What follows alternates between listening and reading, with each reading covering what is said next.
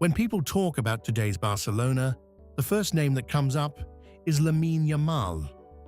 His tricks, his goals, his dribbling, drawing comparisons to a young Messi. Yamal is spectacle. And behind that spectacle, almost no one notices the player who makes it possible. Pedri isn't the highlight. Pedri is what happens before the highlight. It's the 5-yard pass you don't even register, but 3 touches later, it turns into a goal. It's a quiet decision made in a split second, one that others only understand on the replay. And that's exactly why the world still doesn't fully understand who they're watching.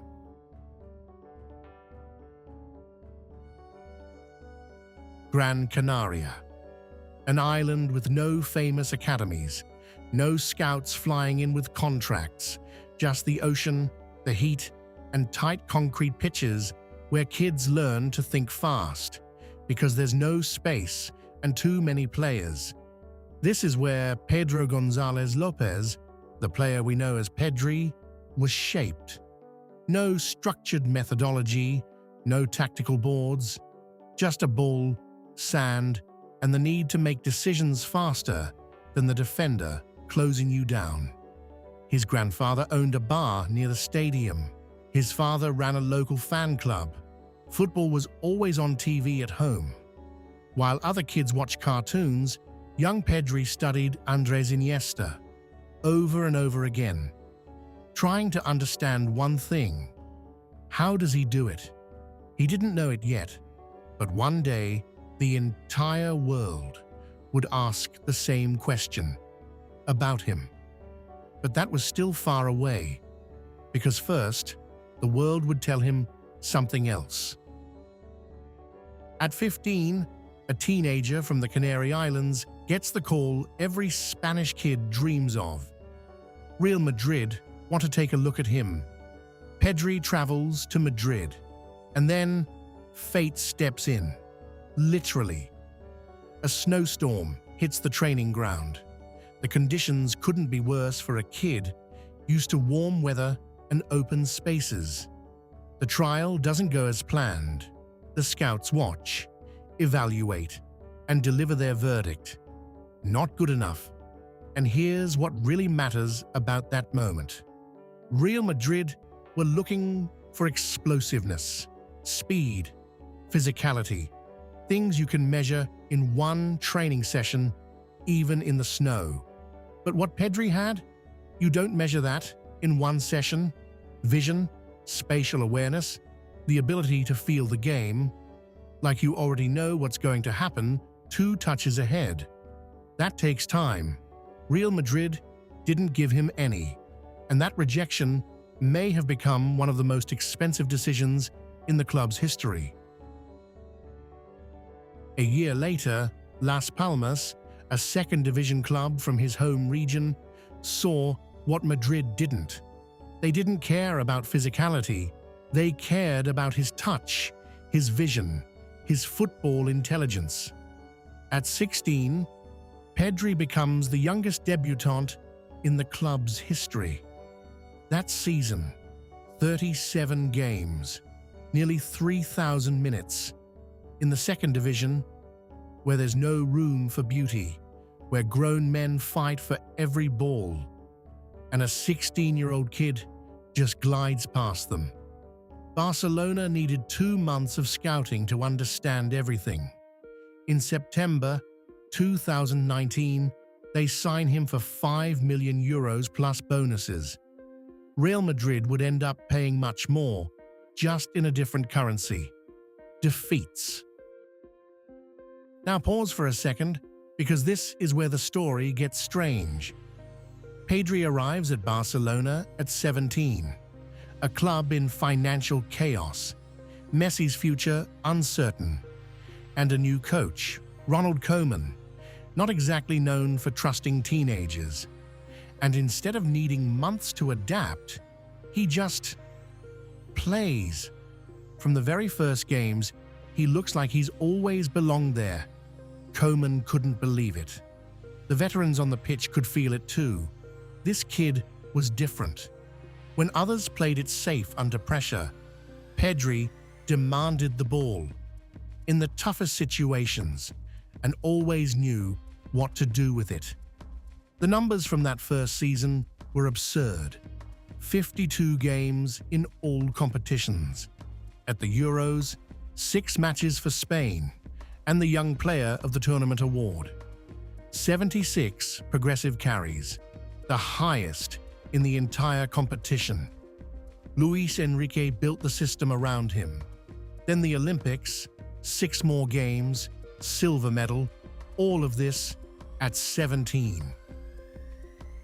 And this is the question everything leads to.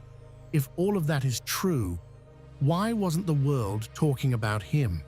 Why did Yamal become a global icon at 17, while Pedri, at the same age, was doing just as much and barely anyone noticed?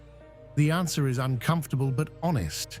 The modern game isn't built for players like Pedri. Football today is sold through moments, tricks, long-range goals, big tackles, wild celebrations. Social media algorithms are built for clips you can loop in 6 seconds. But what does Pedri do? He shifts the angle of the entire pitch with a 5-yard pass. He takes a touch that moves 2 defenders and opens a passing lane that didn't exist a second ago. He receives the ball under pressure, turns in tight spaces, not through physicality, but through geometry and anticipation. You can't clip that into 6 seconds. You have to see the full sequence, the full context. Analysts see it. There's a metric. Matches where a midfielder's passing accuracy drops below 80%. Pedri had 0 of those in an entire season. Not 1. Even Iniesta, at his peak, had 2 or 3. With Pedri on the pitch, Barcelona generates 0.18 expected goals per minute. Without him, that drops almost in half to 0.11. But a random Arsenal player scoring a hat-trick that same weekend will get more global views. Because it's simple, it's obvious, it's easy to consume. Pedri isn't spectacle. Pedri is understanding. And understanding requires attention, the rarest resource in the world today. Off the pitch, he does nothing to boost his profile, barely uses social media, no loud interviews, no drama. Lives quietly on the outskirts of Barcelona. But there's a darker side to this story, and it's not about opponents or critics. It's about the people who were supposed to protect him. Let's go back to the numbers. 73 games, 5,863 minutes at 17. Barcelona's medical staff warned them clearly. His body wasn't fully developed. These kinds of loads, in one of the most demanding positions in football, weren't a risk. They were a disaster waiting to happen. No one listened, because he was too good not to play, because every coach wanted him on the pitch, because without him, the team just didn't function. And Pedri himself was never going to ask for rest. Professionals don't complain, they show up, they play, and he did, even when the fatigue was obvious, even when he slowed down, even when his body was sending clear signals. The team kept starting him. Then came the injuries. A hamstring injury ruled him out until January. He came back, Koeman played him 90 minutes again. Relapse, then more injuries, and more. In 2022 to 23, just 26 La Liga matches. In 2023 to 24, only 19. Without him, Barcelona dropped an average of 0.42 points per game. That number says everything. And then, help came from an unexpected place.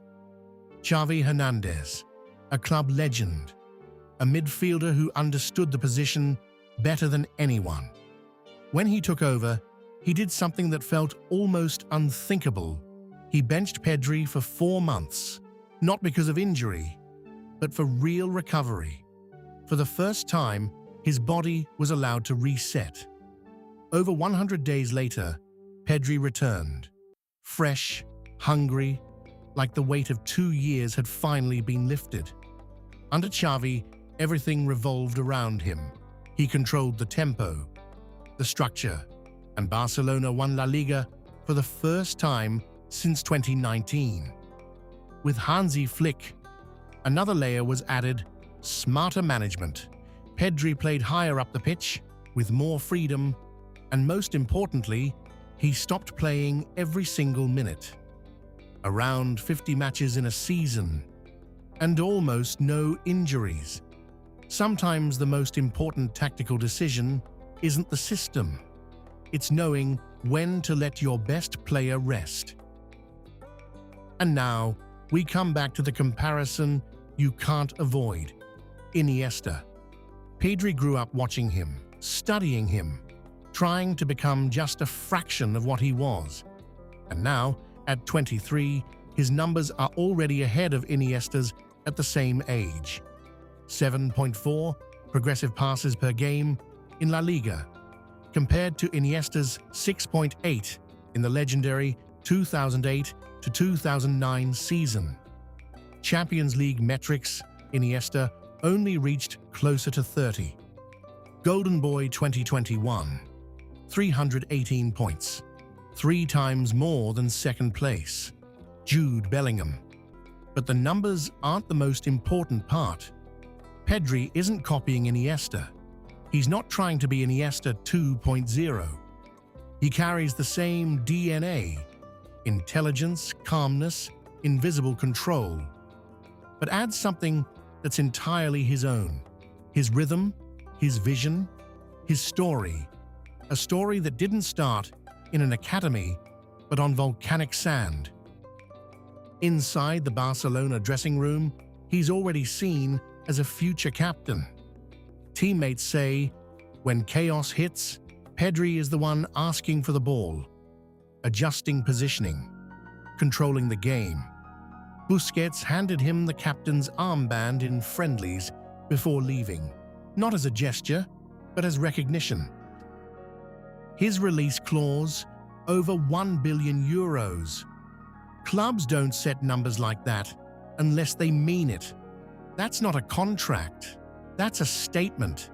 If Barcelona return to the top of Europe, if they win the Champions League again, he won't be the face of the team. He'll be the foundation. And the Ballon d'Or, as we know, always finds the conductor of the winning orchestra.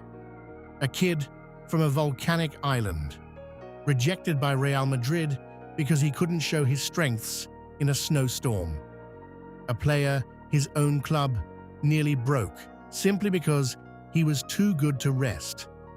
A player whose greatest work remains invisible, not because it isn't there, but because the world no longer knows how to look closely enough. He lives quietly, avoids drama, doesn't chase hype. He just steps onto the pitch and does what he does better than anyone his age. And maybe that quiet consistency, that total focus on the game in an era obsessed with image, is exactly what makes him great. The world still hasn't fully understood who they're watching, but it will. That's inevitable.